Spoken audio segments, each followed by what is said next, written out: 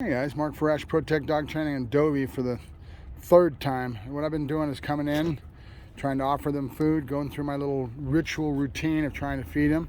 And then when he gives me aggression, it shows too much teeth and gives me too much aggression, I just say no and I walk out of the kennel. So there's a negative marker, and then I'm leaving with the food that he wants, right?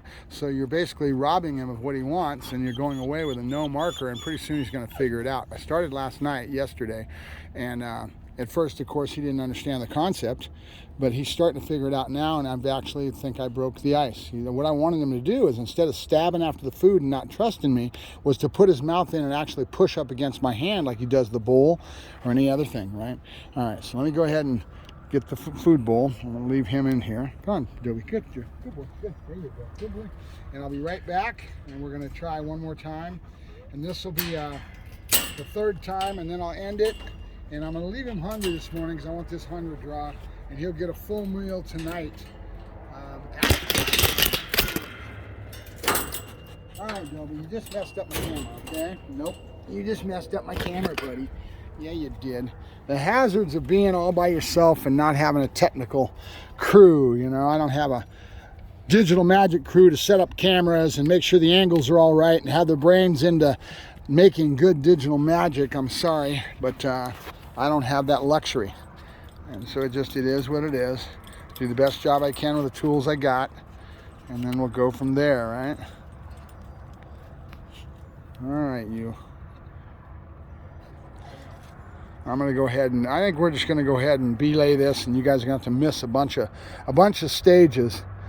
But you kind of get the idea of what I'm up to. A negative marker, he gets robbed of food, I walk away, and I do this 3 or 4 times in a day, 5 times, whatever, as many times as it takes to kind of get through to the dog that he's got to let me give him food, and he's got to take it out of my hand is our first goal, right? Then I'll try to take it from there to the next stage, which is basically letting me pet him while he's eating out of my hand, right? And pushing up against my hand. We're breaking the pieces down into little small puzzles and making little small steps towards our overall goal of trying to get him to trust me enough that he will let me handle him, and that's we're gonna have to keep him in a muzzle until then. I'm worried about the muzzle causing sores around the mouth, so that's going to be an issue. I'm keeping a close eye on that, but I'm thinking 3 to 5 days max, and then this is real loose. It's not on tight, so he doesn't have any real heavy pressure against the nose, which is a good thing, but still it'll wear a scar under that muzzle. And when you can't handle the dog, you can't take it off, can't put it on, you got a problem, you know, because now the muzzle has to stay on. So it's a little tricky. All right, let me see if I can get out of here without him knocking that camera over again. Good boy, good. I'm gonna go get food, Dobbie. I'm gonna go get food. Don't be messing with my camera. There you go, good. Come on. Dobbie. All right, so we're gonna try again, and we did make progress. We just did it off camera. Let's see if he gives it to me again. Good boy, good, yeah, you go. I like the fact he has a positive association towards that, and see if I can get him to do it and push into my hand. See, that's all we're trying to do. Get him to push into my hand. Good, there he goes, good, there he goes, and now he's not stabbing, right? Good boy, good, there you go, come on. You're okay, good boy, good, there you go. And now he gets to smell my hand. There's a risk involved with this. If he gets cocky and wants to bite me, well, it's all about his instincts. When I'm a distance, he can stab. Now he can't. He's pushing into the food. This is what we wanted. Okay, this is the first step. And then I'll try to start reaching to try to pet him, and we'll have to go through a whole nother thing like it was brand new, because he's not going to want me petting him. And we'll slowly but surely build that. Once I get petting him, then I'll desensitize the body a little bit more, and slowly try to get to the point where I can handle and pet him, all that while he's in the muzzle. And then I will sense it or not if the muzzle is going to come off. I don't think the muzzle is coming off this dog until we get a really good desensitized, and I can pet him and really kind of desensitize him. But this is good stuff right here. This is we finally cracked the edge. And you notice 3 days, right? It's really amazing to me that the universal of 2s and 3s. When you get into that pyramid, right? There's 3 points on a pyramid. That's the way I look at it. And then that universal thing happens in our world all over the place. Pyramids have 3 points. There's all kinds of plants and things like that that have a certain type of patterns on them that are consistently. How does this plant on one side of the world be equal to the other one that's on the other, right? Good boy, good, good, good, there you go. Good boy, good, there you go, good boy. Good boy, that was good, yeah. All right, so we're making good progress. And this is what I need. I need to crack through the glass, right? Get to that other side. Now we're making progress. Good boy, good. Good boy, good, there you go. Good boy, Dobbie, good boy. Good boy, Dobbie, good. That's my boy, good. Everything comes from me. So and I will, I'll pick up all this food that's on the ground and take it out of here. He doesn't get anything, not even on the ground after I leave, because that's what he wants, right? And if he learned that he could make a mess and then pick it up off the ground when I left and get what he wanted, he wouldn't give me as much as he's giving me now, right? Try to suck him in a little closer. See how we're doing that? And I'm talking, I'm yakking on purpose because I want him to hear my voice, get used to my intonations. Good boy, good. It's one of the reasons you saw me pushing into him with spatial pressure with a really pretty aggressive stance on my part, because he's got to learn positive and negative. It can't be just positive.